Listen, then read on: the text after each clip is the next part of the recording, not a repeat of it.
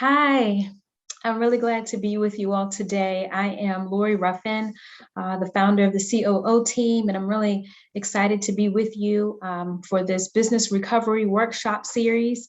It's a pleasure to join up with the Downtown Ashland Association and the Dominion Energy Innovation Center in providing this series. So without further ado, I am going to jump in to our presentation. So we're going to be talking about some key factors that will help make your organization more sustainable and more scalable. Before we get going, I'll just give a brief introduction to myself. So my name is Lori Ruffin, and I'm the founder of the COO Team. This is my husband, who is a gym teacher at a local elementary school, my two children, Bailey and Isabel, and this is us. As we have come through this pandemic, or we're still coming through the pandemic, I'm sure can relate to many of you who are parents, siblings, children, like all of the family relationships and all the dynamics that come with the lifestyle and family side of who we are, and merging with the business side of who we are. All of that has been kind of mixed together. So I just want to give you a peep into my life and let you see who are the folks that I do life with. And so here is a little bit about my journey. I am from Richmond, Virginia, born and raised. I went to University of Richmond, go Spiders. I started out in corporate America at DuPont. And initially I thought I was gonna graduate from undergrad and start a small business, save the world, or nonprofit and do that. But I ended up at corporate DuPont, and it was really a training ground for me to really see how business was done. I then went to work with a startup marketing agency where we built brands for international missions organizations. And there we got a chance to really help organizations get real clear about who they were and be able to articulate that to others.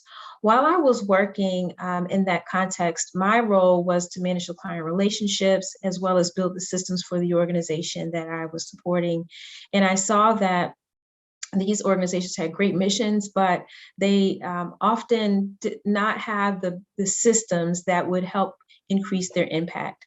And so I left after helping my friend really start that work. And I started working with organizations in the area of operations. And that really was my door into what I'm doing now, working with small businesses, nonprofits, helping them with strategic planning, strategic people planning, really thinking about what are all the things that we need in order to be effective as leaders and to fulfill the mission that we are called to fulfill. So with that, I just want to start us out with some of the facts just around business. And you all have seen these things. You've seen these numbers, you've heard them, 30%, 50%, and 66%.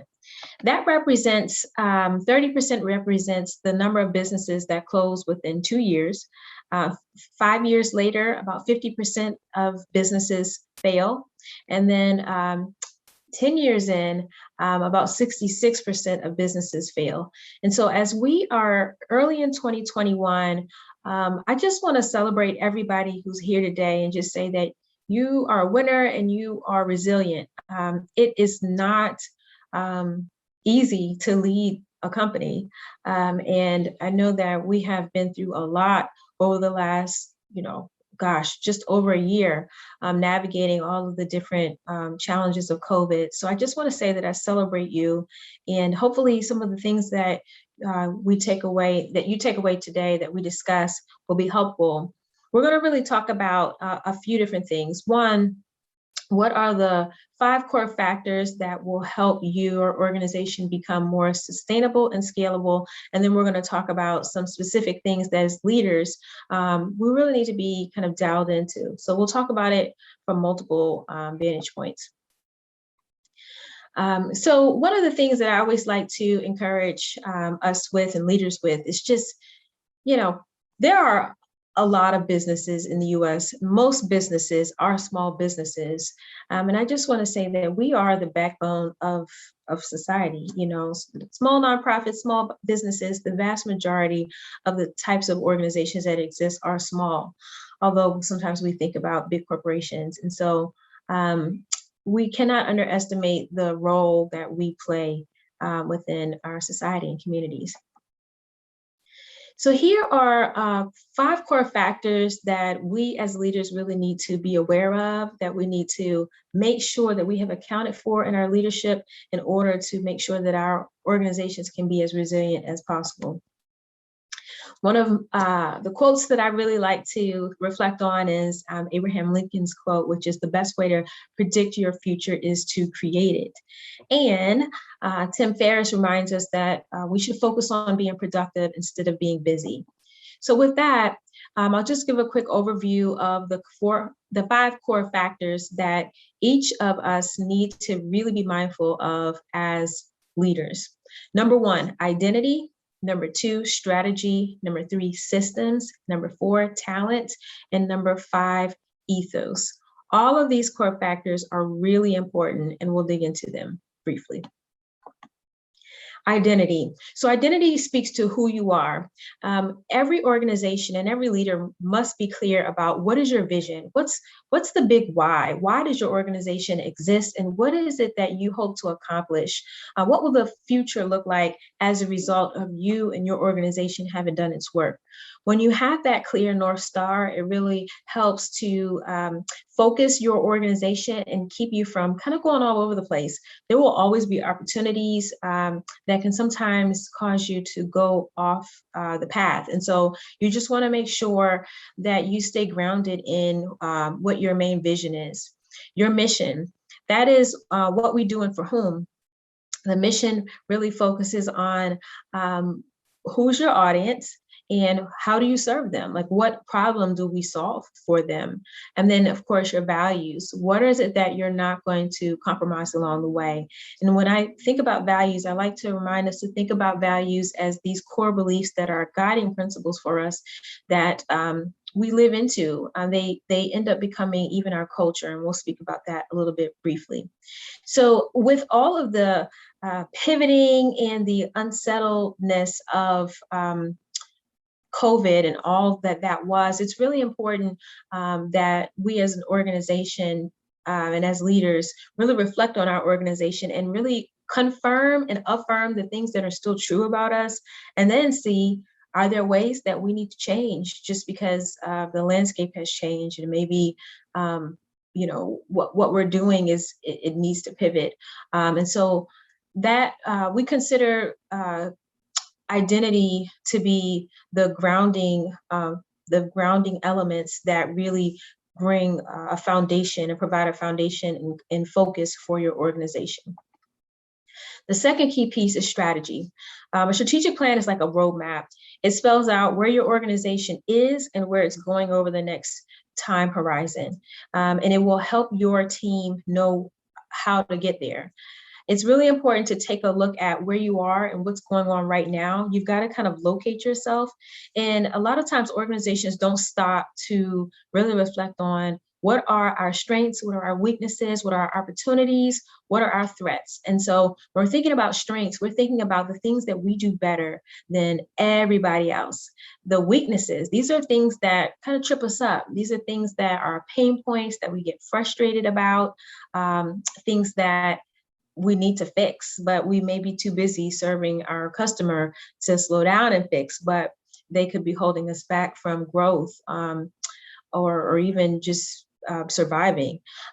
Opportunities are advantages that we could take advantage of, things that are happening around us that if we were to focus on them and leverage our strengths, we would be able to really move forward and accelerate our progress. And then also our threats. These are things that are outside of our control that can have an impact on us, that if we're not careful to mitigate those things, we could end up really being even weaker than what's needed, just based on not accounting for the threats.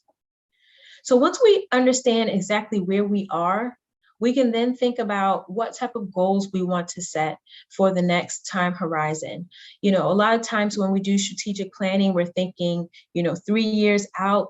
Well, with the turbulence of everything that's going on right now, it makes long-term planning pretty challenging. But if you kind of know the big why, the big purpose of your organization, you then can look at shorter horizons in light of where you are once you do your SWOT analysis, to really then set some concrete goals. Sometimes it's helpful to still have that long range view, because some things take a long time to do. So if you're wanting to build out your team, you're going to need to think through what type of capital needs you have, or if you need to migrate to a new system that's quite expensive, or maybe do a rebrand, you're going to want to save up for that.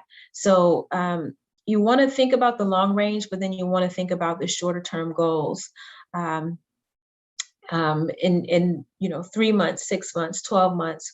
What is it that you're working towards? The third element is systems. And so for systems, there are 5 areas that we as leaders really need to be paying attention to. So far we have, just as a quick review, we've talked about identity, we have talked about strategy, and we've talked about systems, and that's what we're getting ready to dig into. There are 5 P's that are systems that we really need to make sure that we're paying attention to as leaders. Number 1, we need to manage ourselves. As the pioneer of our organization, we need to make sure that we're clear on our top priorities for the next 90 days. So when do you set your priorities or revisit them? How do you track your appointments and your deadlines? What resources do you need? And where do you capture all the details? Oftentimes, we as leaders are wearing so many hats that it can really be overwhelming, and it can be really hard to manage. So something that I like to ask people is, have you ever worked for someone that was like all over the place, just disorganized, incredible visionary, but just a mess to work for? A lot of times people can come up with someone just from their past work history. But then this is the harder question: how many of us are that person? Maybe not all the time, but sometimes. It's really important that as pioneers that we utilize systems and tools to manage ourselves. And so here are some quick tips and tricks that you might find helpful. 1, set an appointment with yourself, annually, quarterly, monthly, weekly, and daily. It's important to build in time for reflection, because the unexamined life, it has been said, is a life not worth living. That seems like a really extreme statement, but the truth is, if we do not really pause and take inventory of what's going on, there are going to be things going on that we don't want to be going on, and things can be broken for much longer than they should be. So we want to make sure that we, as leaders, make an appointment with ourselves for that reflection. 2, we want to know ourselves. So there are a ton of tools out: Enneagram, Myers-Briggs, Personality Plus, Strength Finders. All of these types of assessments are really helpful in increasing self-awareness. And self-awareness really helps us as leaders, because we can be more aware of our strengths and our weaknesses, and we can take that into account as we are leading the folks that look to us. And then also kind of thinking about how our personality interacts with others, the team members that we have, the partners that we're building relationship with, our community members that we serve. That is really important. And so whether we look to podcasts, Audible, the library, Amazon.com, there are just a ton of resources that we can utilize and that we should utilize as pioneers to sharpen our sword. Of course, there's professional development tools like mentoring, networking with other like-minded friends and entrepreneurs. And then also, once you are thinking through these things, you'll kind of want to use a system to be able to capture like your task and your goals and your milestones, so that you can keep it all in one place. So the next category is people. That really has to do with management of your team. So does your organization have a people plan? Do you know who you need on your team, or do you know what you need to grow or who you need to grow? So we like to encourage organizations to develop a people plan. A people plan is what you need in order to attract, keep, and grow the right talent at the right time.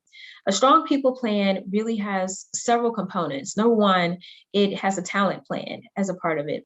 A talent plan identifies who you need on your team and when you're going to need them and where you're going to find them.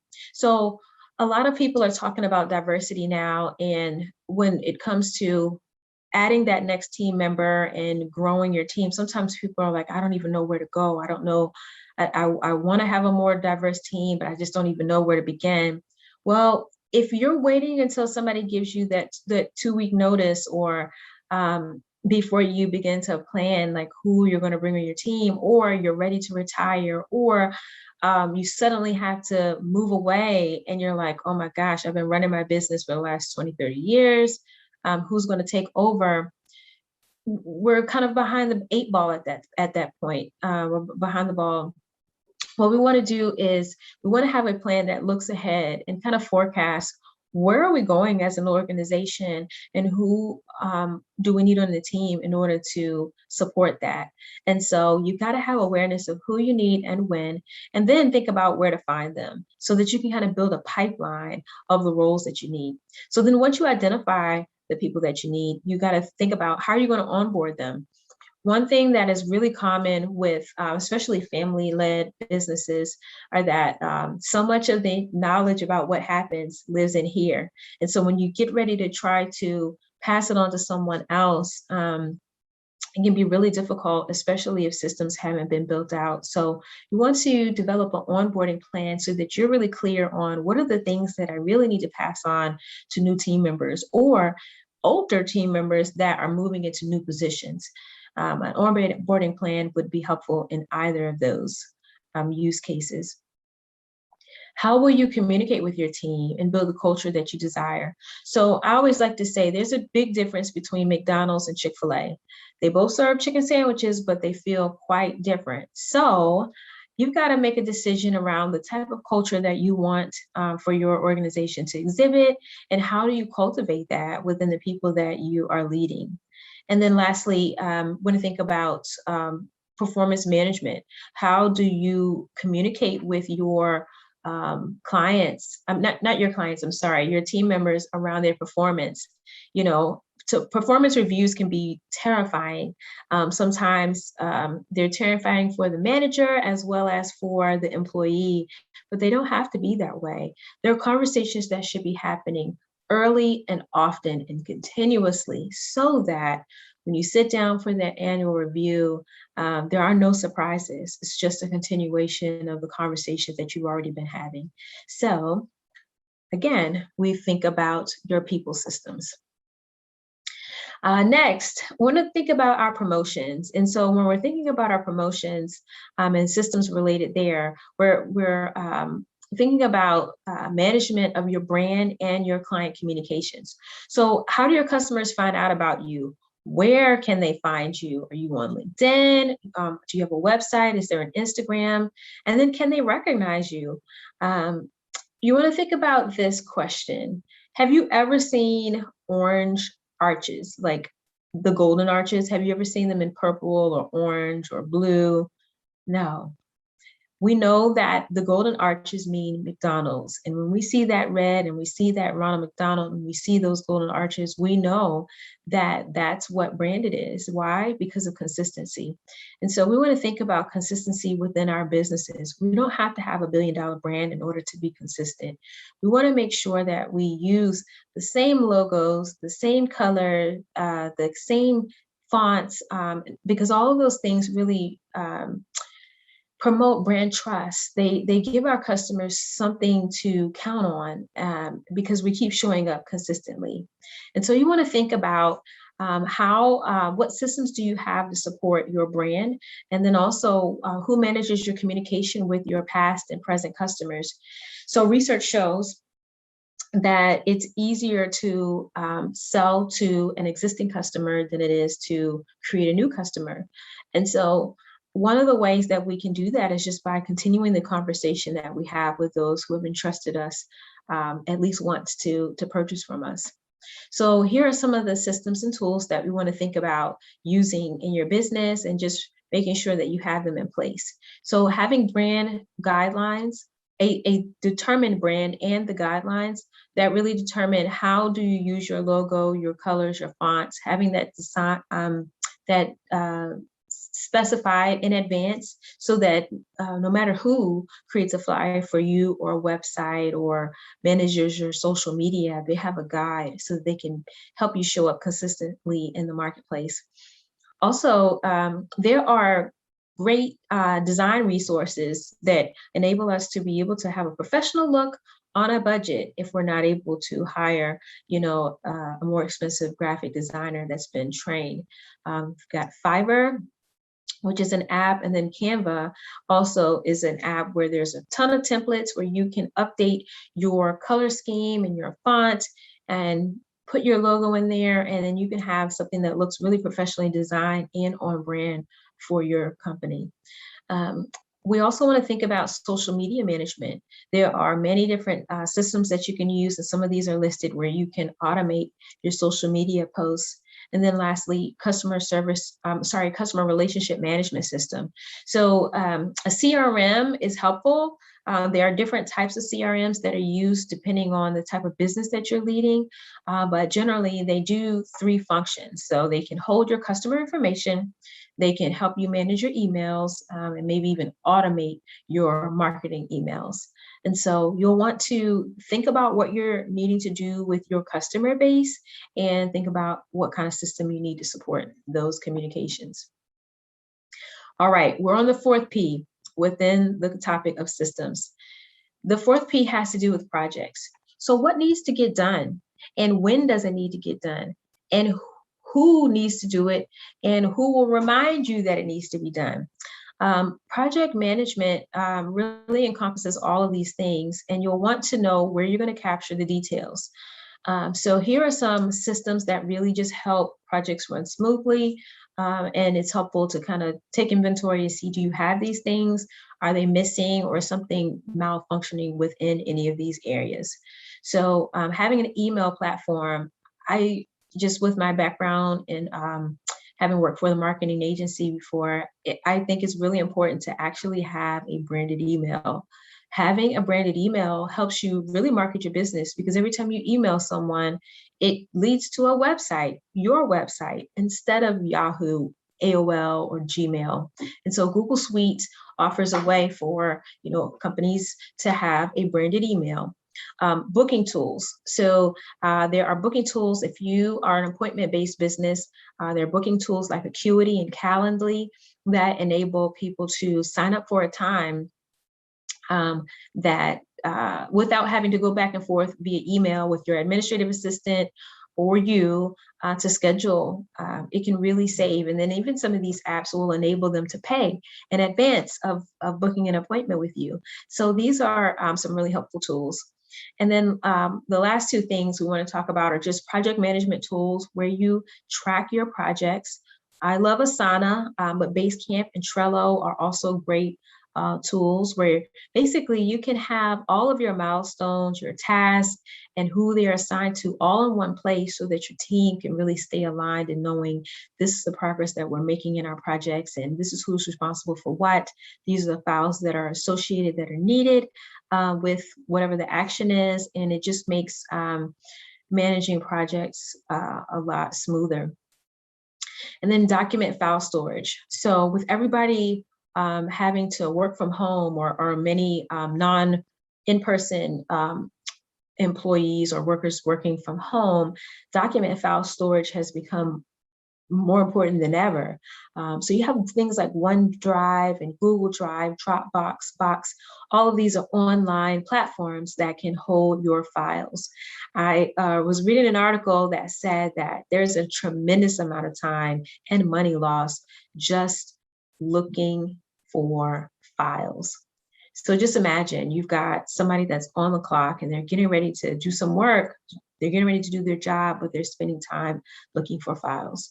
So we can avoid that by having those systems in place. And then lastly, we want to talk about profits. And so again, we kind of just know that last year was a really difficult year for many of us financially. So what we can do in the area of our profit systems are, networking to take advantage of money that's available for small businesses, focusing on financial sustainability and really knowing even what the essentials are. Are there variable costs that can be cut? Um, Even if it's for a short period of time, just to kind of improve your cash flow. We want to make sure that we as leaders are paying attention to the numbers, because as they say, if it don't make money, it don't make sense. No, I say that facetiously, but really, we do have to keep our eye on the ball if we're going to, on the profit ball, if we're going to be sustainable. So here are some tools that we can use for that. Of course, Excel, FreshBooks, QuickBooks, Xero. These are all different software and or apps that can really help you track your expenses. So one, to budget and say, what do I anticipate spending, and managing your cash flow that way, but then seeing, okay, how much money is coming in revenue, and then what are my expenses, and making sure we're tracking all of those things and reviewing them regularly to see what opportunities there might be. We never know, we might be able to renegotiate, or even doing something simple as purchasing something that you're going to use one time a year versus monthly. Sometimes there are cost savings to doing that annual purchase for certain memberships. So these are some things to think about. And of course, just with us being in this pandemic, having payment processing, online access to being able to collect funds are really important. So I just want to encourage us to not run from the numbers, but really pay attention to the numbers, and really focus on financial management, by utilizing monthly budget processes where we budget in advance and we review what happened, and then also having meetings with our tax accountant or our CPA to really see if we're taking advantage of the things that we need to be taking advantage of as business owners. So just as a quick recap, we're talking about the 5 core factors that we all need to be concerned about as leaders. And so we have covered identity, we've talked about strategy, and then we talked about systems and the 5 components of systems that we need to really be paying attention to in our business. So the 4th topic is talent. We need to make sure that we are attracting, keeping, and growing the right talent for the right time. Because that stakeholder group, our team, is hugely important. They are the folks that help us as we serve our clients. And sometimes our team is the primary customer interface. And so we've got to make sure that we are attracting people who are aligned with our vision and our mission. And that we're able to retain them, just because the cost of retraining is really expensive. And then that there's growth opportunities. So people who come into our organization want to stay and want to continue to contribute their skills and expertise. All right, so then the last factor here is just ethos. And so these are the guiding beliefs or ideals that characterize an organization. And so it's almost like taking those values that we talked about earlier and those identity grounding elements and turning them inward. And so we want to make sure that we are actually cultivating the type of culture that we want. If we want a culture of inclusion, then we have to cultivate that. If we want a culture of hard work and excellence and teamwork, we've got to cultivate that. And so that's a really important element for us to consider as leaders. So as an overview, we've got the 5 core factors: identity, strategy, systems, talent, and ethos. I'd love for you to just take a moment and think about which of these areas really stands out to you that you feel you have an opportunity to grow in. Can you trace back maybe some of your pain to one particular area? And might you think of one action step that you can utilize to move things forward?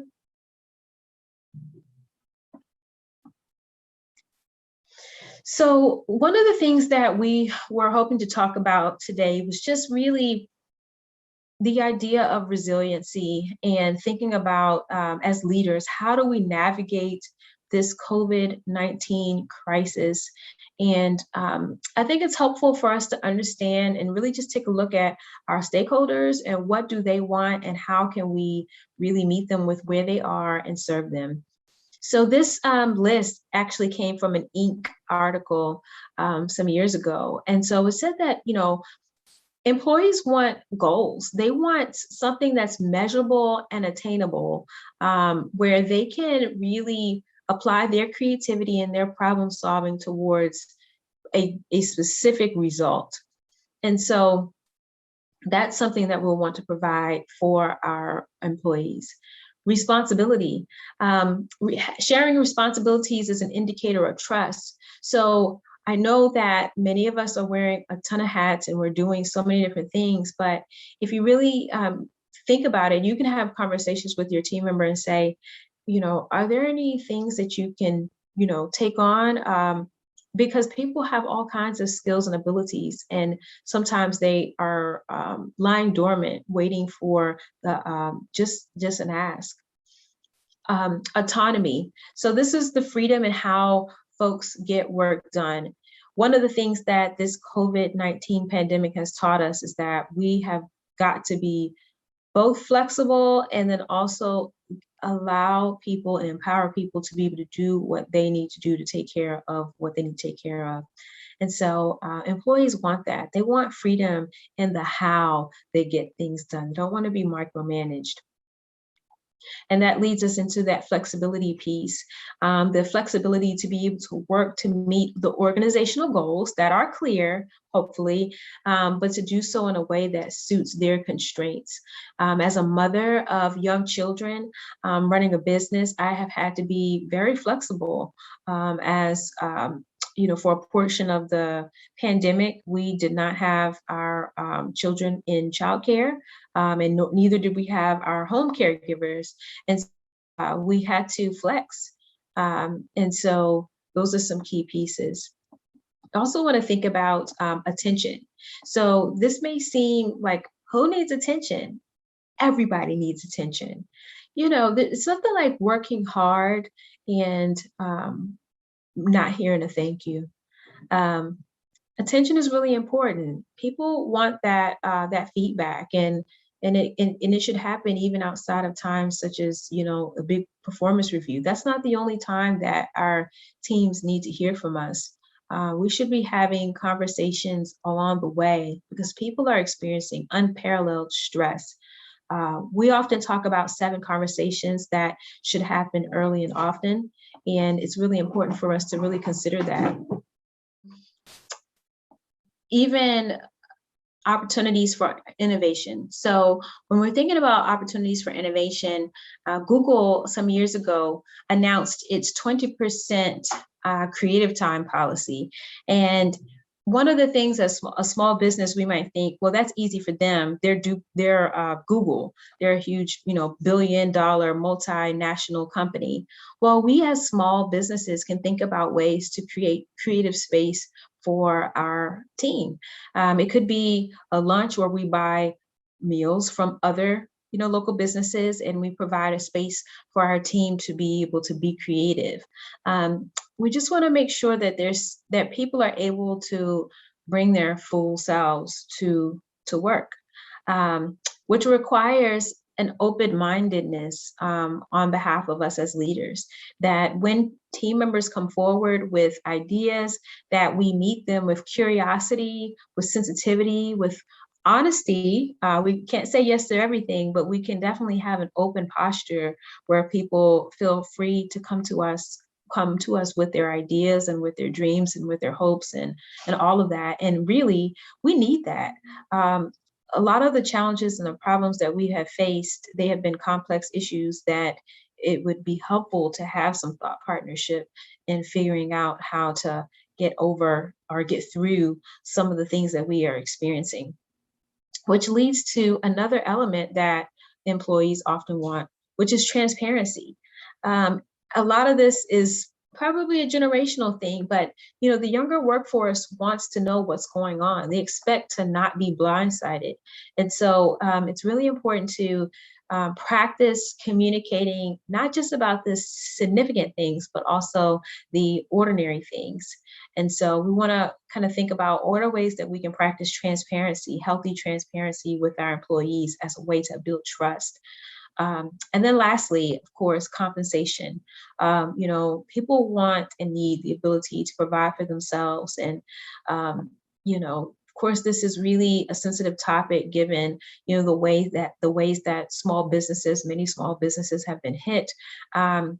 But the best use of, it's been said that the best use of money as a motivator is to pay people enough to take the issue of money off the table. And so as we're able, you know, it would be helpful for us to cultivate that kind of mindset that will pay people well, you know, as it is within our means to do so.